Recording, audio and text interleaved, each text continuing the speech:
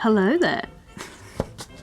Welcome back to my channel and welcome back to a brand new series. Now, I actually haven't told you guys about this on this social media platform yet, but earlier this year I got accepted to compete in the Armageddon Expo All-Stars cosplay contest, which will be held in October this year. And basically what the All-Stars contest is it was a pool of competitors picked from pre-existing winners of the costume contest. How did Armageddon? Pretty self-explanatory, right? Anyway, I got picked and I thought, well, maybe I should finally tackle one of my absolute dream costumes for this, and that costume is none other than Padme Amidala's throne room gown from the Phantom Menace. I have wanted to make this costume forever. I even started making it 10 years ago before promptly realizing this is well beyond my skill level at the time, so I promptly abandoned it. I wanted to pull out something wow for this particular contest, and yeah, time is right. Let's do it. Obviously, Star Wars holds a very special place in my heart. I grew up with the original trilogy and then obviously the prequels, and I'm not afraid to admit that I love the prequels. I think I enjoy them better than the original trilogy even, which I know is a bit blasphemous for some, but hey, I'm brave and controversial here, you know? Something that I particularly loved about them was Padme's wardrobe. It is my dream one day to own the entire thing. So why not start with the first thing that we see her in the Phantom Menace. Obviously this is going to be a big project and I'm going to split it up into several parts.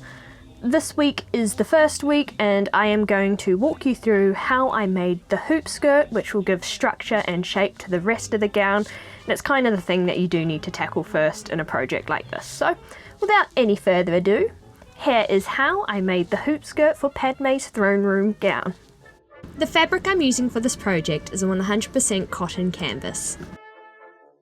I'll be using steel boning to create the hoops. This is 10 meters and spoiler alert, it wasn't enough. And finally some cotton twill tape to create the channels. So the first part of this project is me cutting out this pattern piece that I drafted here. Don't ask me how I did it, it involved maths. I wasn't having a good time, but it was done. And I cut out a whole bunch of pieces of this one pattern piece. So I am super good at underestimating how much yardage I need for things. I had 3 meters of the canvas. I don't know why I thought that was enough. It's not. I was able to cut exactly half the panels I needed, so whatever, I might as well sew half of it together and then I will go back to the fabric store and get some more so I can make myself a whole hoop skirt, because I don't think half of one will really cut it, will it? Alright, let's try and sew a flat felled seam a billion times. So to make this part easier on myself, I thought it'd be a good idea to mark in the seam allowance along each of the pattern pieces and then fold that over. I then tucked a pattern piece underneath this fold I just created and pinned in place, getting it ready for the sewing machine. Guess who's currently walking to the fabric store because they had absolutely zero thread left in their sewing supplies?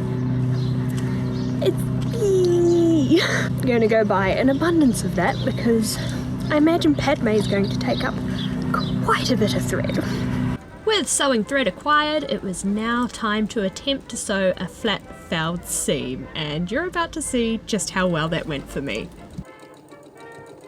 So I just spent hours sewing together this hoop skirt here, well, only to discover that I am not a pro at sewing flat felled seams, and I didn't realise how much extra fabric the seam allowance would use. Long story short, I sewed up just over half of the skirt pattern. I tried it on, it didn't anywhere near fit me, so I started panicking, going, oh my god, what did I do wrong?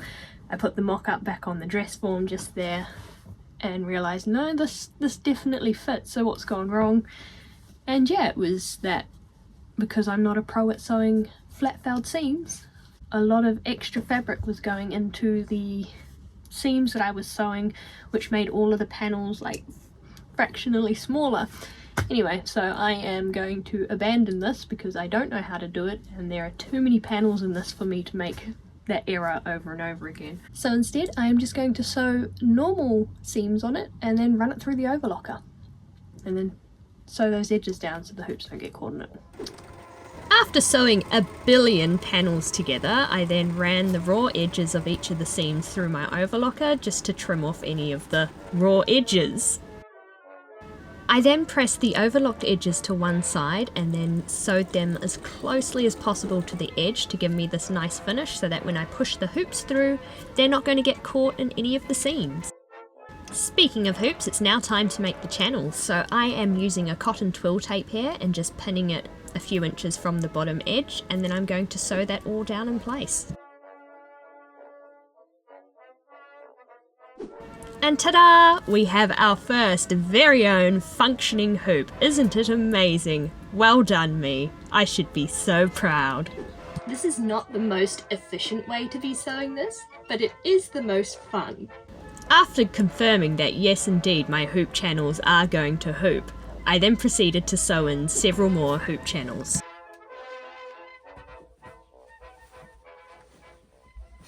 So I once again did that thing that I did last time I made a hoop skirt and severely underestimated how much boning I would need for the channels. I've only got 1, 2, 3, 4 of them boned right now.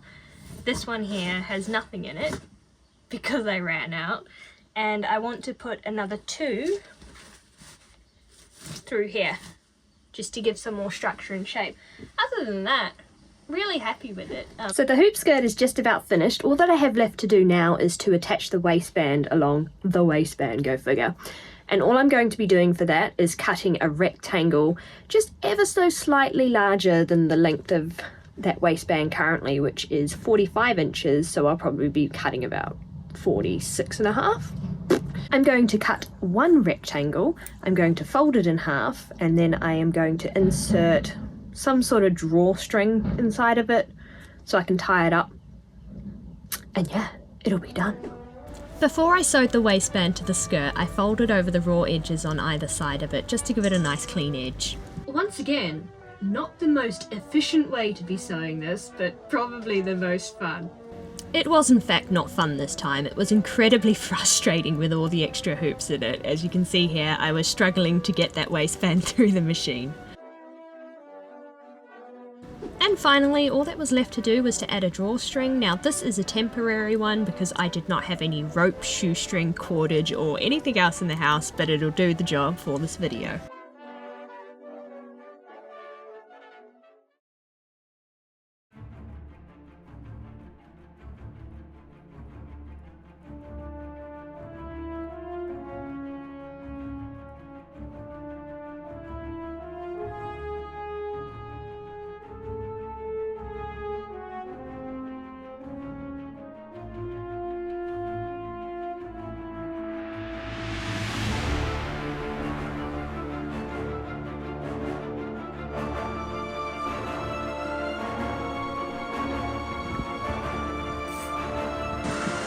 It's raining too much, you've seen enough, that's it, goodbye.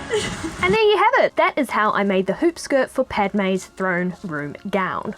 Now, super stoked with how this turned out, especially considering I'd not ever made a hoop skirt like this before. I mean, heck, I'd only ever made one other hoop skirt, and that was the one for my Sarah gown, which you can, I don't know, watch up here, yeah? Cool. So really happy with how this one turned out. It's the right shape, it's nice and sturdy, it makes me look like I'm hovering when I'm walking in it, so that's a bit of a bonus. So now that that's done, I can actually start work on the mock-up of the gown itself. Next week's video, I will be taking you through how I made the headdress.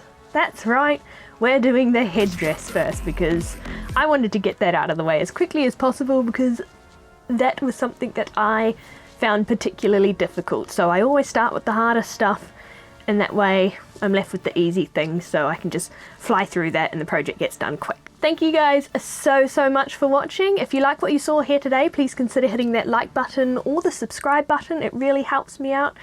I usually do a lot of sewing, fun or crafting related content on this channel, and yeah, that's about it. I'll see you guys next week. Bye-bye. Come here. Sit. Sit. Sit. Sit, George. Look how good you are.